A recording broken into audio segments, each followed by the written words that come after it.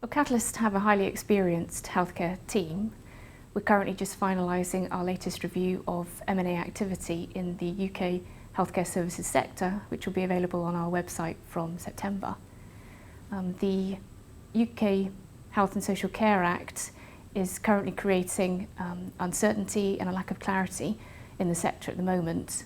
Nevertheless, the demands of an ageing population, coupled with significant public funding pressures, means that the private sector need to be front and centre of delivering new services, re-engineering existing ones, and helping to change the focus of delivering healthcare from secondary care to care in the community. This will be at a lower cost and is usually preferred by patients. This is an important role for the private sector, and combined with a gentle economic recovery means that we believe there will be significant M&A activity in the sector in due course. In 2012 we've already seen a lot of activity, and we believe this will continue. The private sector dominates delivery of the highly fragmented specialist and domiciliary care market, which is funded by the social care budget. Private equity have been significant owners of assets in this space and continue to invest in businesses.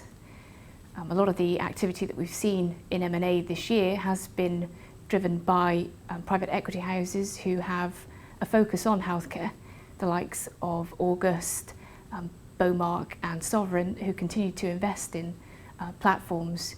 Some of these platforms have been exited this year, and we think that this will continue to drive M&A activity over the short to medium term. One of the most interesting findings of our research is that trade buyers have renewed capacity for acquisitions.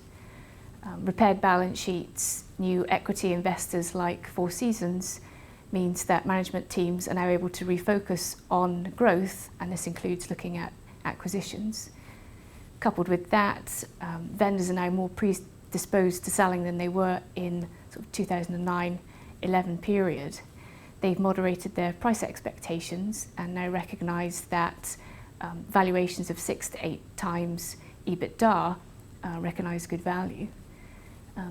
Vendors should be aware that the deal process is lengthy and complex, and due diligence can be extensive. However, with the right preparation, vendors with good businesses can achieve sensible valuations and complete transactions. We expect to see further M&A activity in the sector over the next 18 months. We think this will be driven by further investments by private equity into new platforms and existing portfolio investments. The pace of exits to increase as platform investments made between 2008 and 11 are exited. Trade buyers to look to continue growth via acquisitions backed by private equity. For private vendors, this means that they have exit options available to them. But we also think that companies in other sectors like facilities management will look to enter the market or continue to grow their presence here, the likes of Serco, for example.